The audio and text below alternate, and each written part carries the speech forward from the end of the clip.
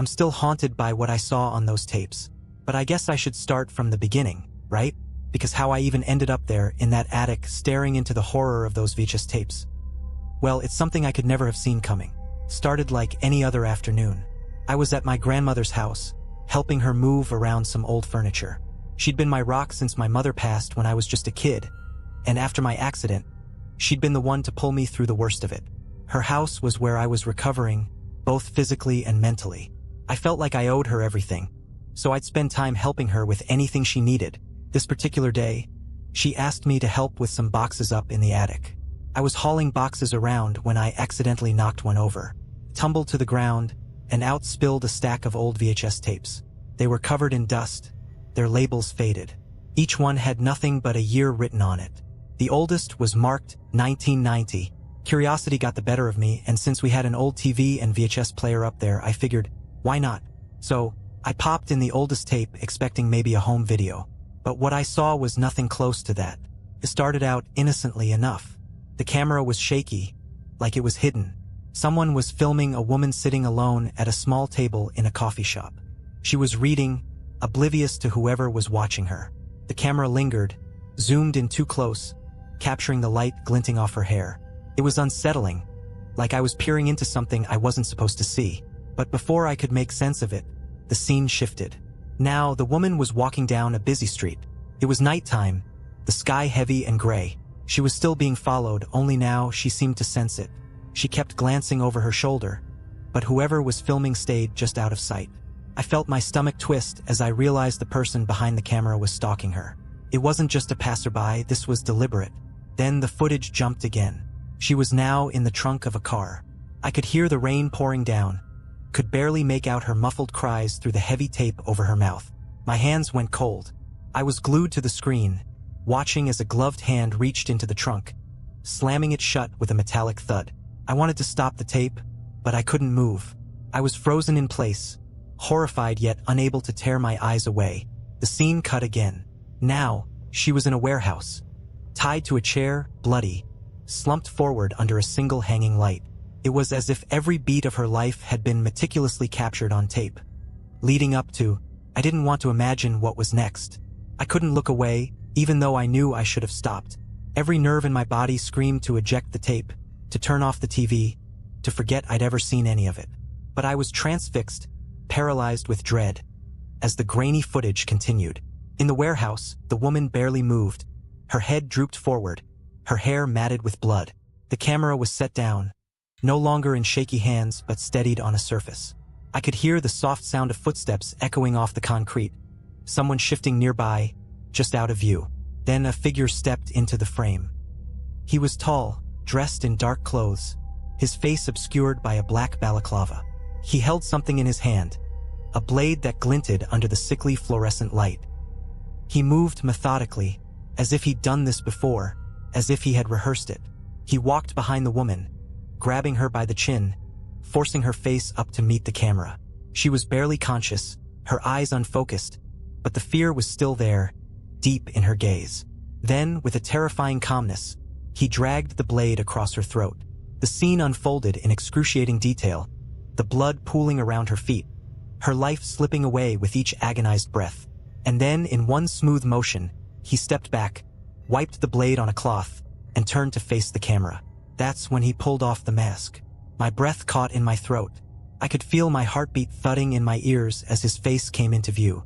He looked straight into the lens, unblinking, with a chilling smile spreading across his face. He held that smile, a cruel, mocking grin, before he leaned forward, bringing his face close to the camera as if he were looking directly at me. The screen went black. I sat there, my blood running cold, the room dead silent. But before I could process what I'd just seen, the TV flickered back to life. This time it was daytime.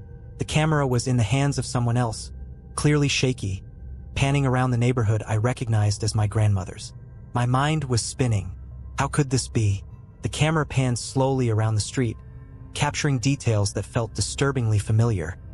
The weathered houses, the old oak trees lining the road, even the cracked pavement that led right up to my grandmother's doorstep.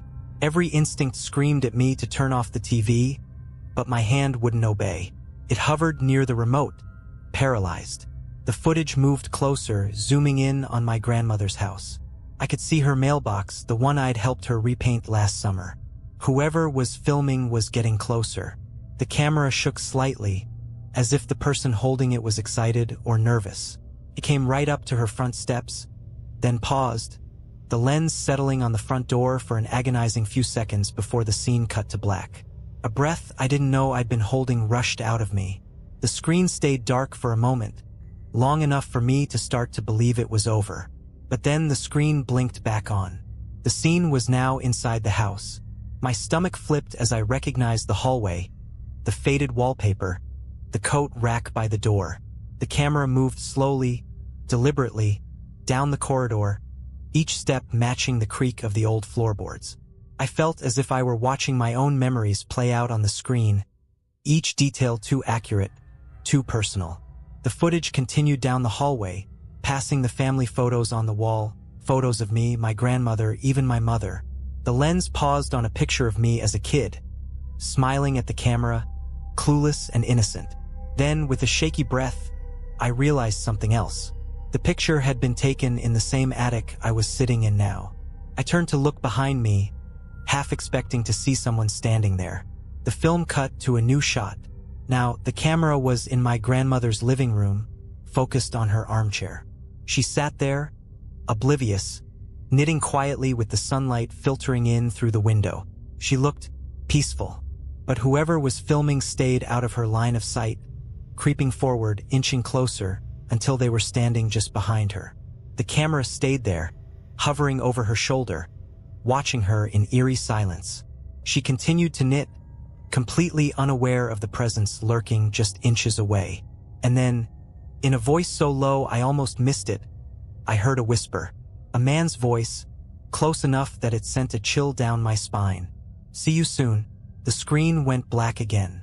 I sat frozen, my hand gripping the edge of the chair so tightly that my knuckles turned white. The silence in the attic felt oppressive, as if the air itself were pressing down on me. That whisper echoed in my head, "See you soon," each syllable laced with an unspeakable promise. I wanted to scream, to run down the stairs and get as far away as possible, but I was rooted in place. My mind raced through the possibilities. Who was this person? How long had they been watching us? And why had my grandmother kept these tapes hidden in a dusty old box? My hands trembled as I reached for another tape, almost on autopilot, needing answers but dreading what I might find. I slid the next tape into the player, my fingers barely functioning. The screen flickered to life, showing the inside of a dimly lit room. Took me a second to recognize it, but then it hit me like a punch to the gut. This was the attic, the very room I was sitting in. The footage was older, grainier, like it had been filmed years ago. The camera panned slowly around the room, settling on the very chair I was sitting in now. My breath hitched. It was as if someone had captured the scene decades before, knowing that one day, I'd be sitting in that exact spot, watching this exact footage. Then, the camera moved closer, zooming in on the floorboards near the corner of the room. I watched as the person behind the lens reached down, their hand appearing in the frame. They tapped lightly on one of the boards, then pried it up, revealing a small, hidden compartment. My heart pounded as I glanced toward the same spot in the attic. Could it really be there? I turned back to the screen, and there it was, a small, leather-bound notebook nestled in the hidden compartment. The person on the tape opened it, revealing pages and pages of scribbled notes, symbols, and drawings that seemed to tell a story of their own. My pulse quickened as I strained to make out the words. Suddenly, the person's hand froze, and the camera tilted slightly as if they'd heard something. I held my breath, watching as they slowly turned the camera around to face the attic entrance. For a moment, there was nothing, just darkness and the faint creaking of the house settling. Then, out of the shadows, a figure appeared. An old man, with deep-set eyes and a twisted smile, standing at the entrance of the attic. He stared directly into the camera, his eyes full of something dark, something malevolent. He took a step forward and the screen cut to static. I bolted upright, staring at the spot where the hidden compartment should be.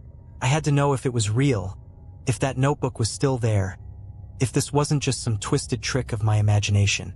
My breath was shallow, and my hands shook as I reached the corner of the attic where the person on the tape had pried up the floorboard. Part of me desperately wanted to leave it alone, to turn and run down the stairs, maybe even leave the house entirely. But the other part, the part that had already seen too much, that needed to understand this nightmare, pushed me forward. I knelt down, feeling around the floor for the loose board. My fingers brushed against an edge that seemed slightly raised. With a gulp, I wedged my fingers under it and lifted. The board came up easily, revealing a dusty, dark space beneath. My heart hammered as I reached in and felt something cool and smooth. A small, leather-bound notebook, just like in the video. I pulled it out, wiping the dust off the cover. My hands trembled as I opened it, flipping through page after page of hastily scrawled notes. Symbols I didn't recognize, drawings that seemed chaotic, frantic. There were maps of our neighborhood, pages filled with detailed descriptions of daily routines, my grandmother's, my own, even our neighbors. The writing became increasingly erratic, barely legible, each entry marked by dates spanning years. And then I found it, an entry marked with today's date. My blood ran cold as I read the words. She'll find the tapes today. She won't be able to resist watching them. They always watch them. A creeping dread washed over me as I continued to read. She'll find the notebook. It's time she knew the truth. It's time she understood what's coming. Tonight, it will all come full circle. The words were smeared, as if written in a frenzy, and on the following pages, the handwriting grew even more disjointed, devolving into cryptic phrases and ominous warnings. Asterisk, the watcher in the shadows. They are already here. Do not trust your own eyes. Asterisk. I slammed the notebook shut, my heart pounding. This wasn't just some old journal. It was a sick blueprint, a timeline of everything that had led to this moment. To me, sitting here in the attic, notebook in hand, terrified out of my mind. A faint creak sounded from downstairs. I froze, every muscle in my body tensing as I listened. The house was old, so creaks weren't unusual, but this felt different. It was deliberate, like a soft, careful step on the wooden floorboards below. Someone was in the house. I clutched the notebook to my chest, my heart racing. I forced myself to stand, inching toward the door of the attic. The creaks grew louder, heading up the stairs, slow and steady. I glanced around, desperately trying to figure out what to do. Hide? Confront whoever or whatever was coming up those stairs? I didn't even have anything to defend myself with. As the footsteps reached the top of the staircase, I could see a shadow stretching across the wall outside the attic door. The shadow was tall, unnaturally so, with limbs that seemed to extend far longer than they should. My mind raced back to the figure I'd seen on the tape. That old man with the twisted smile, staring into the camera with those dark, predatory eyes. The attic door creaked open, just an inch, and I held my breath, backing away until I was pressed against the far wall. Through the crack, I could see a hand, gnarled and pale, with fingers so thin they looked almost skeletal, reaching inside to push the door open wider. I squeezed my eyes shut, trying to will myself invisible, hoping whoever it was wouldn't see me if I just stayed silent. But then I heard a voice, soft, raspy, barely more than a whisper. I knew you'd come. I've been waiting a long time. My eyes snapped open, and there he was, standing in the doorway, the same man from the tape. His face was twisted into that same unsettling smile, his eyes glinting with a dark amusement as he took a slow, deliberate step toward me. I forced myself to speak, though my voice came out barely a whisper. Who are you? Why are you doing this? He tilted his head, his smile widening. You're just like the others. So curious, so eager to see what you shouldn't. He took another step, his gaze drifting down to the notebook clutched in my hands. You found it, didn't you? All the answers are in there. I glanced down at the notebook, feeling a surge of dread as his words sank in. He had planned this. Every moment, every discovery. He had been guiding me toward it. Why me? I asked, my voice trembling. His expression darkened, his eyes narrowing. Because you're the last to know, the last to see. And now, the last to disappear. He lunged forward, faster than I could have anticipated. I stumbled backward, clutching the notebook as I turned to run. I managed to dodge around him, scrambling out of the attic and down the stairs, my feet barely touching the steps. The house seemed to twist and warp around me as I ran, the walls narrowing, the hallway stretching longer than it should. Behind me, I could hear his footsteps, slow and steady, echoing through the house as he followed, his laughter low and sinister. I burst through the front door and into the night, gasping for air as I stumbled onto the lawn. I turned back, expecting to see him at the door, but there was nothing. Just the silent, empty house, dark and still as if nothing had happened. I clutched the notebook tightly, its pages heavy with the weight of all those twisted secrets. I didn't know what to do, where to go. But as I turned and started down the street, one thing became chillingly clear. This wasn't over. I ran down the street, every shadow feeling like it could morph into him, every sound echoing his slow, steady footsteps. The notebook felt like it was burning in my hands, but I didn't dare let it go. It was my only link to whatever was going on, maybe even my only chance to survive. I reached the end of the block and ducked into a small park, hiding behind a cluster of trees. My breathing was ragged, and my mind was racing. What now? Go to the police? How could I explain what had happened without sounding insane? I flipped open the notebook, hoping it might give me a clue, anything that could make sense of what I'd seen. My fingers shook as I turned to the last few pages, and there, in the same messy scrawl, I found another entry. My stomach dropped as I read. She'll try to run. They always do, but she can't escape what's been set in motion. I let out a choked gasp, slamming the notebook shut. Somehow, he'd predicted everything, every reaction I'd have. But how? Was he watching me even now? I forced myself to calm down, focusing on the one thing I knew. He wasn't just some ghost or figment of my imagination. He was real, flesh and blood, and that meant he could be stopped. I took a few deep breaths, gathering my resolve, and made my way back out of the park. I couldn't go back to my grandmother's house, not with him lurking around. But there was one place I could go, where I knew I'd be safe for the night. An old childhood friend's house just a few blocks away. I hadn't seen him in years, but I knew he'd help. The streets were eerily quiet as I walked, and every flickering streetlight, every darkened alley, felt like it was hiding something. When I finally reached my friend's house, I banged on the door, my eyes darting around, half expecting that figure to appear in the shadows. After what felt like an eternity, the door opened, and he stood there, bleary-eyed and confused. "Hey, are you okay?" he asked, noticing the wild look in my eyes. I forced a shaky smile. "Can I crash here tonight?" It's a long story. He didn't press me, just nodded and let me in. I felt a wave of relief wash over me as I stepped inside, but I couldn't shake the feeling that this was only a temporary reprieve. After he set up the couch for me, I settled in, clutching the notebook close, my mind racing too much to even consider sleeping. That's when I heard it, a faint tap at the window. I froze, my heart hammering in my chest. Slowly, I turned to look, my blood running cold as I saw a shadowy figure standing just outside the glass. It was him, the man from the tape with that twisted smile plastered on his face, staring directly at me. He lifted a finger to his lips, a silent shushing gesture, before tapping the glass again, the sound slow, deliberate. I couldn't breathe, couldn't move. He leaned closer, his eyes boring into mine, and mouthed two words. "Found you." I stumbled back, tripping over the coffee table, as my friend rushed into the room, alarmed by the noise. "What's going on? Are you okay?" I pointed to the window, but when he looked, there was nothing there. Just the empty yard, silent and undisturbed. I felt a chill run down my spine as my friend looked back at me, his face full of concern. I think I'm being followed," I whispered, my voice barely audible. He didn't question me, just nodded, his face serious. "Let's call the police," he said, grabbing his phone. For a moment, I felt a sliver of hope. Maybe they could help. Maybe this nightmare would finally end. But then, as he dialed, I noticed something scrawled on the back of the notebook. There, in the same messy handwriting, were two new words, as if they'd been written only moments before. "Too late." My heart plummeted as I stared at those words. Too late, they were fresh, the ink still wet, smudging slightly as I touched the page.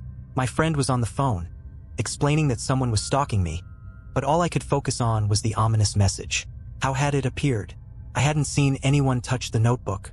Was he in the house, watching us right now? The police said they'd send someone over. My friend assured me I'd be safe, trying to calm me down, but nothing could quiet the dread coiling in my gut. We waited in tense silence, the minutes dragging on, both of us on edge. I clutched the notebook tightly, feeling its weight as if it were a living thing, pulsing in my hands. Then the doorbell rang. My friend jumped up, rushing to the door. Relief washed over me. Help had arrived. I could finally explain everything, show them the notebook, tell them about the man, the tapes, everything. I stood up, ready to meet the officers, but as my friend opened the door, a chill ran through me. Standing there was a single officer, tall and broad-shouldered, his face partially obscured by the brim of his cap. He looked up slowly, meeting my gaze with an expression so hollow, so chilling, it sent ice through my veins. His lips twisted into a smile, that same twisted, mocking smile I'd seen on the tapes. My blood ran cold. It was him, my friend, oblivious to the danger, stepped aside, gesturing for him to come in. "Thanks for coming so fast, officer," he said. "My friend here's really shaken up." The man nodded, stepping into the house with slow, deliberate movements, his gaze never leaving mine. I stumbled back, my mind racing. He was in a police uniform, but everything about him screamed that he wasn't one of them. This was part of his game, another twisted trick. "Ma'am," he said, his voice low and dripping with a strange, almost mocking politeness. "I heard you've been having some trouble." He took a step closer, his eyes gleaming with a predatory glint. "Mind if I ask you a few questions?" I backed away, my heart pounding. You're not a cop," I whispered, the words slipping out before I could stop them.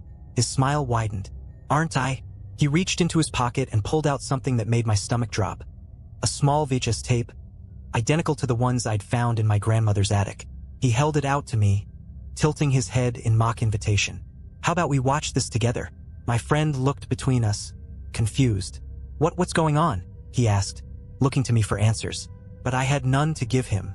The man's voice dropped to a whisper, his tone laced with something dark and malicious. "You shouldn't have watched the tapes. Now you're part of the story, and the story doesn't end until, well, you'll see." I felt trapped, cornered, like a mouse caught by a cat. Desperate, I looked to my friend, and before I knew what I was doing, I grabbed his arm, yanking him toward the door. "We need to go. Now." The man didn't stop us, just watched with that same eerie smile as we bolted out of the house, his laughter echoing behind us. We ran down the street, not stopping until we reached the nearest lit street corner. My friend was panting, confusion and fear etched across his face. "What was that?" he asked, his voice trembling. "Who was that guy?" I shook my head, clutching the notebook like a lifeline. "I don't know," I whispered, feeling the weight of my words. "But I think he's been watching me for a long time." Just then, I felt a vibration in my pocket. I pulled out my phone and saw a text from an unknown number. My heart dropped as I read the message. "You can't run forever. See you soon." I looked up, and in the dim light, my friend's face mirrored the horror I felt inside. There was no escaping him, no hiding from whatever this nightmare was. And somehow, deep down, I knew this was only the beginning. My hands shook as I clutched my phone, staring at the message until the words seemed to blur and twist. I felt like I was slipping into a nightmare that refused to let me go. My friend looked at me, his face pale, his own fear barely concealed. We needed a plan, but how could we plan against someone who knew my every move? "We can't go back to my place," I managed to say, my voice barely a whisper. "He's watching us. He's everywhere." My friend nodded, swallowing hard. "Okay, we won't. But we have to go somewhere, right? A police station, maybe." The thought was tempting, but something inside me balked at it. What if he was waiting for us there too? What if he had people working with him? I had no idea how deep this went. "No," I said, my voice firmer now. "No police. We can't trust anyone." He looked at me, conflicted, but nodded. "Okay, let's get to a place where we can think this through." He gestured toward his car, parked a few blocks away. We made our way to it, moving quickly but trying not to draw attention. Every step felt loaded with dread, each passing shadow a potential hiding spot for the man who seemed to know my every move. We got into the car, locking the doors behind us. My friend started the engine, glancing over at me. Where to? I thought for a moment, my mind racing. Somewhere crowded, I replied, trying to think like the man who was hunting me. He won't make a move if there are people around. Maybe a diner?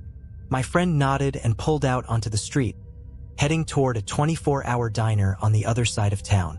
The silence in the car was heavy, each of us lost in our thoughts, trying to piece together some explanation, some way to understand the nightmare that had become my life. After what felt like an eternity, we pulled into the parking lot of the diner. It was mostly empty, save for a couple of parked cars and a truck idling near the entrance. We hurried inside, choosing a booth in the far corner where we could see the door and windows. I sat down, pulling the notebook out of my bag. I hadn't let it out of my sight since we'd left my grandmother's house, feeling like it was the only anchor to the reality I was now trapped in.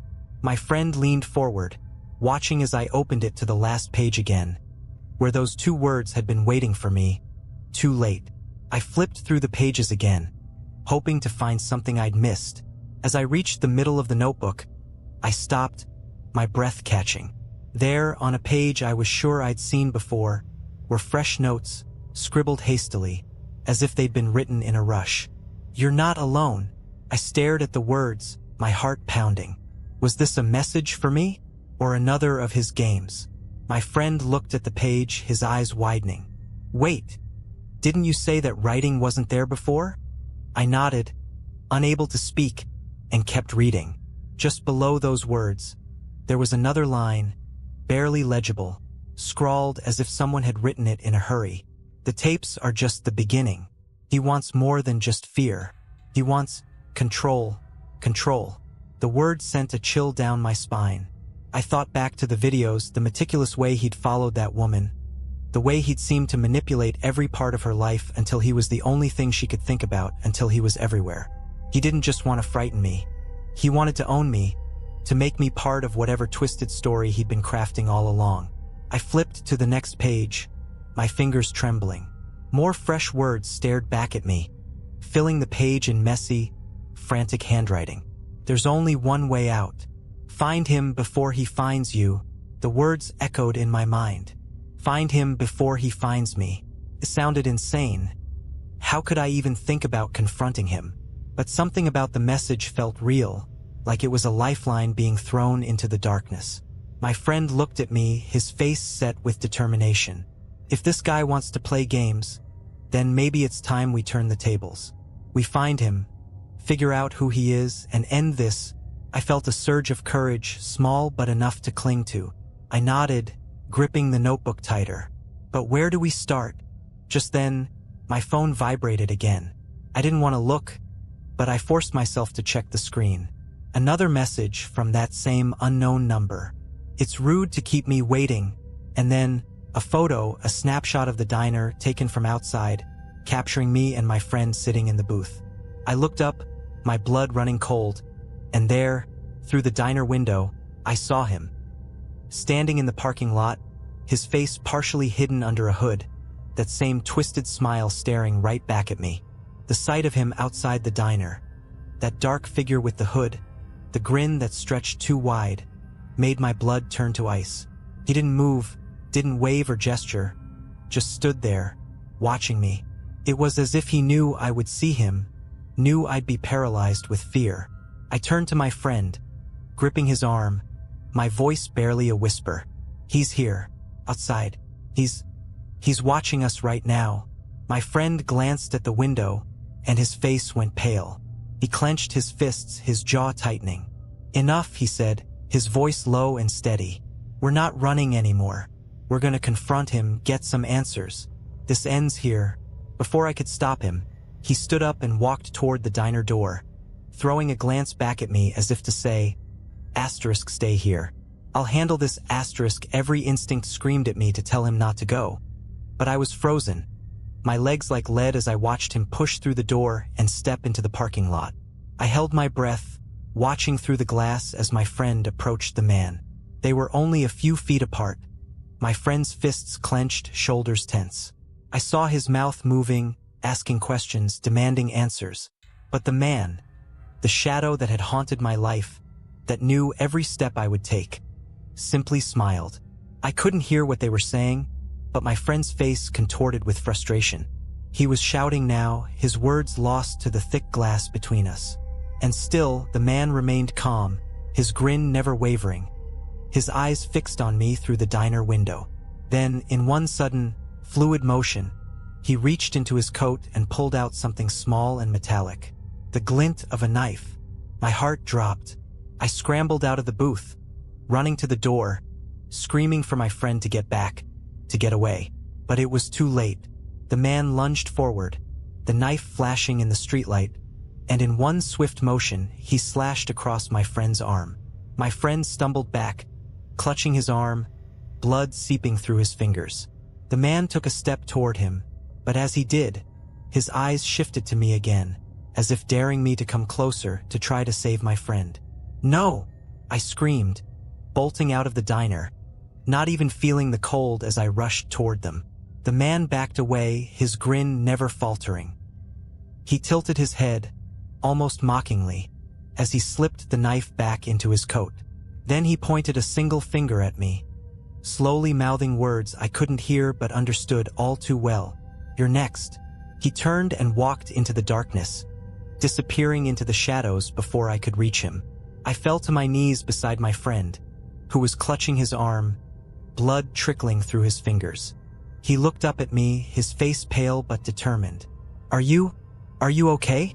I stammered, tears streaming down my face. He gave a weak nod, his face contorted in pain. "I'm fine," he said, wincing. "But we need to go. We can't stay here." I helped him up, casting one last glance into the shadows where the man had disappeared. A part of me expected him to reappear, to continue his sick game. But the darkness was empty, silent. He was gone for now. We stumbled back to the car, my friend's breathing shallow, his face pale. I tore a piece of fabric from my shirt, tying it tightly around his arm to stem the bleeding. My hands were trembling, my mind a blur of terror and confusion. What was this man's endgame? How did he know everything about me, about my life? As I settled back into the car, my friend weakly pressed his phone into my hand. "Here," he whispered, his voice barely audible. There's someone I know. Private investigator. If anyone can help us, it's him." I nodded, my hands shaking as I took the phone. The contact was already open, and I hit call, barely breathing as I waited for someone to answer. After a few rings, a deep voice crackled through the speaker. "Hello." I swallowed hard. Please, I need your help. There's someone following me. He knows everything about me. He's watching us." The voice on the other end paused for a moment, then replied calmly, "Tell me where you are. I'll be there as soon as I can. And listen carefully. Don't go anywhere alone. Stay in the light. And whatever you do, don't let him get inside your head."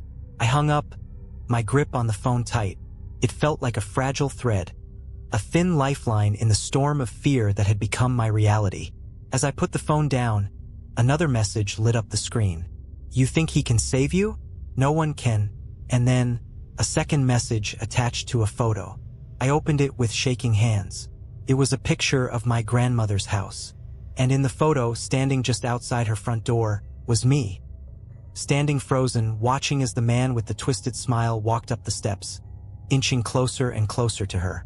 The blood drained from my face as I stared at the photo. It was a picture of something that hadn't happened yet, a moment I hadn't lived through. I was still here, in the diner parking lot, my friend slumped next to me, clutching his injured arm. But there, in that photo, was a future version of me, helplessly watching as the man approached my grandmother's house. It felt like a warning, a sick, twisted premonition of what was to come. I shoved my phone into my pocket, breathing hard. "We have to get to my grandmother's. Now." My friend looked up at me, weak but resolute. "Are you sure? If he's waiting there." "I don't care," I said, my voice shaking with a mix of fear and anger. "He's threatening her. If this guy wants me, fine. But I'm not letting him hurt my family." With my friend leaning on me, We got into his car and sped through the empty streets. Every shadow, every dark corner felt like it could be hiding him. My mind replayed that photo again and again, trying to make sense of how he had it, how he knew what I'd do before I even did it. We pulled up to my grandmother's house, and I noticed that her lights were on. Relief washed over me. She was awake. Maybe she'd heard us coming and had locked the doors. Maybe she'd be ready. I parked in the driveway, helping my friend out of the car, and we made our way to the front door. But as we approached, I realized something was wrong. The door was slightly ajar. I froze, dread filling my veins. There was no way my grandmother would leave the door open this late at night. I glanced back at my friend, who gave me a grim nod, his hand gripping a tire iron he'd taken from the car. We pushed the door open, stepping quietly inside. The house was dead silent, the only sound our own shallow breaths. My heart pounded as I called out, "Grandma?" No answer. We moved further in, the shadows swallowing us as we tiptoed through the familiar rooms. It was surreal, walking through this place I'd known all my life, feeling like a stranger in my own memory. Every creak of the floorboards made me flinch, my eyes scanning every corner, every inch of darkness. And then, from somewhere deeper in the house, I heard it, the faintest whisper, just a few words, spoken in that same low, mocking tone that had haunted my nightmares. "Welcome home." I gripped my friend's arm, motioning him to stay quiet. We moved toward the sound, each step feeling like it brought me closer to some inevitable, horrifying end. The whisper came again, louder this time, as if he were taunting us, daring us to find him. "Is this what you wanted?" We reached the living room, and there, standing in the middle of the room, was the man himself. He looked just as he had in the videos, the same twisted smile, the same cold, calculating eyes. But this time he was holding something, a small, old-fashioned camera, its lens pointed directly at us. In his other hand, he held my grandmother's necklace, the one she never took off, dangling like a trophy. I swallowed, barely able to keep my voice steady. "Where is she?" I demanded, taking a step forward. He tilted his head, that sick smile widening. "Oh, don't worry. She's safe for now. But you? You're exactly where I want you." He raised the camera, his finger hovering over the shutter. My friend moved forward, brandishing the tire iron, his face twisted in fury. "You stay away from her. You hear me?" The man only laughed, a low, chilling sound that sent shivers down my spine. "Oh, I'll be seeing you both, very soon." And then, before either of us could react, he pressed the shutter. The flash was blinding, and for a split second, everything went white. I blinked, disoriented, reaching out to steady myself. But when my vision cleared, the man was gone. The room was empty, as if he'd never been there. My friend looked at me, his face pale, the tire iron slipping from his grip. What just happened?" I glanced down, noticing a small slip of paper on the floor where he'd stood. I picked it up, my hands trembling. It was a photograph still warm from the camera flash. It showed me and my friend, standing in the very spot we were in now, our faces twisted in horror as we stared at him, the man with that terrible smile standing right behind us. The caption beneath it read, "See you soon."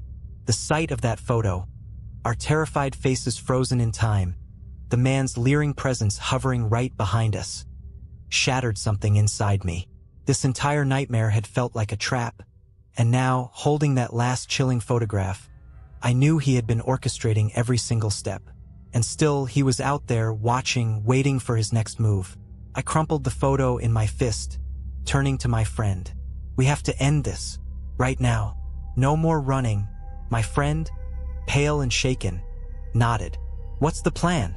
I took a deep breath, feeling a new, desperate courage burn within me. He's playing this game to control us, but he's just a man. We have to find him before he finds us again. My friend agreed, and we left my grandmother's house, leaving no room for second thoughts. We drove through the darkened streets, following every instinct, every familiar corner where he might be hiding. And then, like a dark blessing, I saw it. The shadow of a figure standing on the edge of a nearby lot, just outside an abandoned building. My friend parked a safe distance away. We got out of the car, adrenaline coursing through us.